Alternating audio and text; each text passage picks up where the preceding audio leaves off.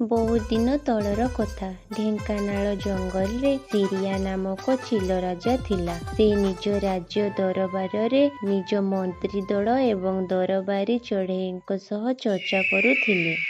କୋରାପୁଟ ଜଙ୍ଗଲର ରାଜା ଭୀମ ଭୋଇ ତାଙ୍କ ସୈନିକ ନେଇ ଆମ ଜଙ୍ଗଲରେ ଆକ୍ରମଣ ପାଇଁ ଆମ ଜଙ୍ଗଲର ସୀମାରେ ଆସି ଠିଆ ହୋଇଛନ୍ତି। ଆମ ଜଙ୍ଗଲରେ ବହୁତ ବଡ଼ ସଙ୍କଟ ଛାଇଛି। ମୋତେ ଏମିତି ଚତୁର ଏବଂ ଷଡ଼ଯନ୍ତ୍ରକାରୀ ଚଢ଼େଇ ଦରକାର ଅଛି, ଯିଏ ତାକୁ ପରାସ୍ତ କରିବ। ଭୀମ ଭୋଇକୁ ହରାଇବାରେ ଯିଏ ସବୁଠୁ ଭଲ ଉପାୟ କହିବ, ମୁଁ ତାକୁ ଢେଙ୍କାନାଳ ଜଙ୍ଗଲର ନୂଆ ସେନାପତି ଘୋଷିତ କରିବି। ଆଜ୍ଞା ମହାରାଜ। କୋରାପୁଟ ଜଙ୍ଗଲର ରାଜା ଭୀମ ଭୋଇ ବହୁତ ଖତରନାକ ଏବଂ ନିର୍ଦ୍ଦୟୀ। ଓଡ଼ିଶା ସାରା ଜଙ୍ଗଲର ସବୁ କବ୍ଜା କରିସାରିଲାଣି। ତା ଲୋଲୁପ ଦୃଷ୍ଟି ଏବେ ଆମ ଜଙ୍ଗଲରେ ପଡ଼ିଛି। ମୋତେ ଲାଗୁନି ଆମ ଜଙ୍ଗଲରେ କେହି ଅଛନ୍ତି, ଯିଏ ଭୀମ ଭୋଇର ସାମ୍ନା କରିପାରିବ। ଆଜ୍ଞା ମହାରାଜ, ମୋତେ ସୁଯୋଗ ଦିଅନ୍ତୁ। ମୁଁ ଭୀମ ଭୋଇର ମୁଣ୍ଡ କାଟି ତମ ପାଦ ତଳେ ପକେଇ ଦେବି। ହା ହା ହା ହା। ରାଧୁଆ କଥା ଶୁଣି ସବୁ ଚଢ଼େଇ ହସିବାକୁ ଲାଗିଲେ। ତୁ କେବେଠୁ ମୁଣ୍ଡ କାଟିଲୁଣି? ତତେ ଖାଇବାରୁ ଫୁର୍ସତ କାହିଁ ତୁ ଲଢ଼େଇ କରିବୁ? କାହିଁ, କ'ଣ ହେଲା କି ମଦନା ଭାଇ? ମୁଁ କ'ଣ ବଳବାନ ଓ ଚତୁର ନୁହେଁ କି? ମୋତେ ପରୀକ୍ଷା କରି ଦେଖ, ମୁଁ ତମର ସବୁ ପ୍ରଶ୍ନର ଉତ୍ତର ଦେବି। ଆଚ୍ଛା ରାଧୁ, କହିଲୁ, ସୂର୍ଯ୍ୟ ପୃଥିବୀ ଚକ୍କର କାଟେ କି ପୃଥିବୀ ସୂର୍ଯ୍ୟର? ଆଜ୍ଞା। ମୁଁ ଦିନରେ ପଖାଳ ଭାତ ଖାଇ ଶୋଇଯାଏ। ମୋତେ ଆଉ ଏତେ ଭଲସେ ଜଣା ନାହିଁ। ପ୍ରାଣ ଖାଉଛି ଆଜ୍ଞା। କାଲି ସକାଳେ ଦେଖିକି କହିବି। ହା ହା ହା। କାଲି କାହିଁ, ଆଜି ଆସୁନୁ, ତତେ ଉପରକୁ ପଠେଇ ଦେବି। ସେଇଠି ତତେ ଉତ୍ତର ମିଳିଯିବ। ଏ କି ମୂର୍ଖ ଦଳ ସବୁ। ମୋ ସଭାରେ କେହି ଜଣେ ବୁଦ୍ଧିମାନ ଚଢ଼େଇ ନାହିଁ, ଯିଏ ନିଜ ବୁଦ୍ଧିମତ୍ତାର ପରିଚୟ ଦେଇ ନୂଆ ସେନାପତି ବନିପାରିବ। ସେତିକିବେଳେ କାଳୁ କାଉ ଏବଂ ପିଲୁ ପୋପଟ ପରସ୍ପର ସହିତ ଲଢ଼େଇ କରି ଆସି ପହଞ୍ଚିଲେ। ହେ ରାଜା, ନ୍ୟାୟ କର। ଏ ପିଲୁ ପୋପଟ ମୋ ବ୍ୟାଗ ନେଇଛି। ଆରେ ରୁହ ରୁହ, ଆଗେ ତୁମେ କୁହ, ପୂରା ଘଟଣା କ'ଣ?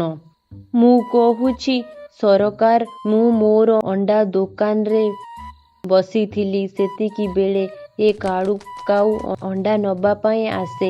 ମୁଁ ଅଣ୍ଡା ନେଇ ତାକୁ ଦେଲି ଓ ପଇସା ନେଇ ମୁଁ ମୋର କାମରେ ଲାଗିଗଲି। ସେତିକିବେଳେ ଏ କାଳୁ କାଉ ମୋ ନଜରରୁ ଲୁଚି ସାମ୍ନାରେ ପଡ଼ିଥିବା ବ୍ୟାଗକୁ ନେଇଗଲା। ଯେତେବେଳେ ମୁଁ ଦେଖି ଏ ମୋର ବ୍ୟାଗ ନେଇ ଯାଉଛି, ତ ମୁଁ ତାକୁ କହିଲି, ଏ କାଳୁ, ମୋ ବ୍ୟାଗ ନେଇ କୁଆଡ଼େ ଚାଲିଲୁ?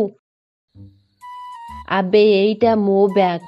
ମୋ ବ୍ୟାଗ ଦେଇଦେ, ନହେଲେ ଭଲ ହବନି। ମୋ ମୁଣ୍ଡ ଖରାପ କରନି, ଏଇଠି ତତେ ହାଣିଦେବି। ଏମିତି କହି ମୋତେ ମାରିବାର ଧମକ ଦିଏ। ସେଥିପାଇଁ ମୁଁ ତାକୁ ଧରି ତମ ପାଖକୁ ଆଣିଛି। ଠିକ୍ ଅଛି, ଠିକ୍ ଅଛି। ଏବେ ତୁମେ କୁହ, କାଳୁ କାଉ କ'ଣ ହୋଇଛି? ପିଲୁ ପୋପଟ ମିଛ କହୁଛି ସରକାର। ଆଜ୍ଞା, ମୁଁ ଜଣେ ମାଛ ବେପାରୀ। ମୁଁ ମୋ ମାଛ ଦୋକାନକୁ ବ୍ୟାଗ ନେଇ ମାଛ ଡେଲିଭରି କରିବାକୁ ଯାଇଥିଲି। ଆସିଲା ବେଳେ ମୋ ଗୋରି କହିଥିଲା ଅଣ୍ଡା ଆଣିବା ପାଇଁ। ମୁଁ ପିଲୁ ପୋପଟ ପାଖକୁ ଅଣ୍ଡା ନେଇ ମୋ ବ୍ୟାଗରେ ପୂରେଇଲି ଆଉ ମୋ ଘର ଆଡ଼କୁ ଆସିଲି। ସେତିକିବେଳେ ଏ ପିଲୁ ପୋପଟର ମନରେ ଲୋଭ ଆସିଗଲା, ଆଉ ସେ ମୋ ବ୍ୟାଗ ଛଡ଼େଇ ମୋ ସାଙ୍ଗରେ ଲଢ଼େଇ କରିବାକୁ ଲାଗିଲା। ତୁମ ଦୁଇ ଜଣଙ୍କ ଭିତରୁ କାହା ପାଖରେ କିଛି ପ୍ରମାଣ କି କେହି ସାକ୍ଷୀ ଅଛନ୍ତି, ଯିଏ ସ୍ପଷ୍ଟ କରିପାରିବ କିଏ ସତ କହୁଛି ଆଉ କିଏ ମିଛ କହୁଛି? ନାହିଁ, ମୋ ପାଖରେ କିଛି ପ୍ରମାଣ ନାହିଁ ସରକାର। ମୋ ପାଖରେ ବି କିଛି ନାହିଁ।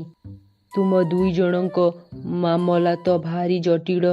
ରୁହ, ମୁଁ ମୋର ଦରବାରୀ ଚଢ଼େଇ ସହିତ ଆଲୋଚନା କରି ମୋର ଆଦେଶ ଦେବି। ଚିଲ ରାଜା ଦରବାରୀ ଚଢ଼େଇ ସହିତ ଆଲୋଚନା କରିବାକୁ ଲାଗିଲେ।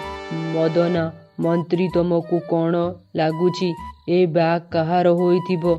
କିଏ ସତ କହୁଛି? ମୋତେ ଲାଗୁଛି ଏ କାଳୁ କାଉ ମିଛ କହୁଛି।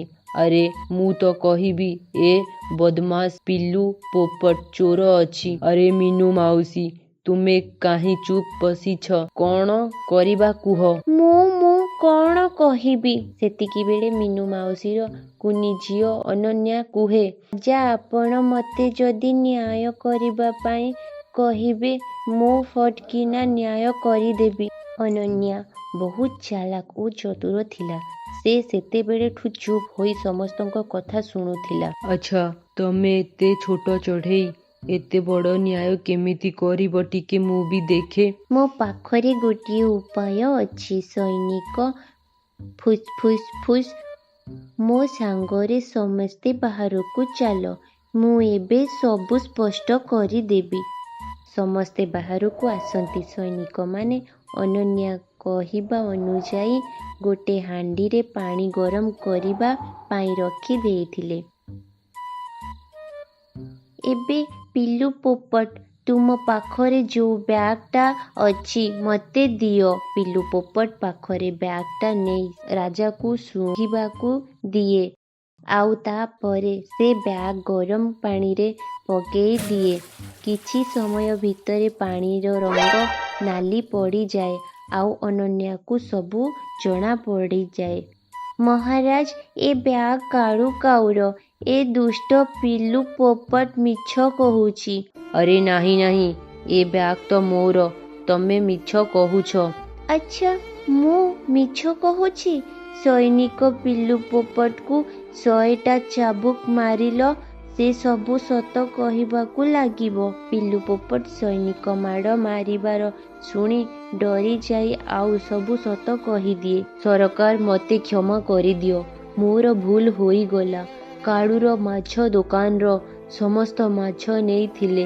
ସେଥିପାଇଁ ମୋ ଅଣ୍ଡା ଦୋକାନ ଚଳୁନଥିଲା। ଲୋଭରେ ପଡ଼ି ମୁଁ ଏ ପ୍ଲାନ୍ କରିଥିଲି।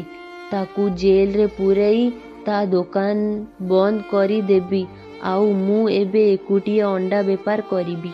ଏସବୁ ଶୁଣି ସବୁ ଚଢ଼େଇ କାବା ହୋଇଯାଆନ୍ତି। ସେମାନେ ସମସ୍ତେ ଭାବିଥିଲେ କାଳୁ କାଉ ମିଛ କହୁଛି ବୋଲି। ଆରେ ୱାଃ ଅନନ୍ୟା, କିନ୍ତୁ ତୁମକୁ ଜଣା କେମିତି ପଡ଼ିଲା କି ପିଲୁ ପୋପଟ ମିଛ କହୁଛି ବୋଲି? ପ୍ରକୃତରେ ମହାରାଜ, କାଳୁ କାଉର ମାଛ ଦୋକାନ ଅଛି।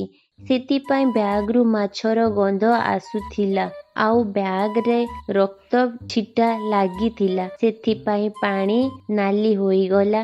ଏସବୁ ଦେଖି ମୋତେ ଜଣା ପଡ଼ିଗଲା କି ପିଲୁ ପୋପଟ ମିଛ କହୁଛି ବୋଲି। ଏସବୁ ଦେଖି ସିରିଆ ରାଜା ବହୁତ ଖୁସି ହୁଅନ୍ତି। ମୁଁ ତୁମର ଚତୁରତା ଦେଖି ବହୁତ ଖୁସି ହେଲି। ତୁମେ ବହୁତ ବୁଦ୍ଧିମାନ। ମନ୍ତ୍ରୀଗଣ, ଆମକୁ ଆମର ନୂଆ ସେନାପତି ମିଳିଗଲେ।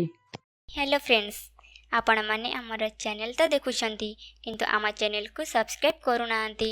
ସୋ ପ୍ଲିଜ୍ ମୁଁ କହିବି ଆମ ଚ୍ୟାନେଲକୁ like, comment, share and subscribe କରନ୍ତୁ।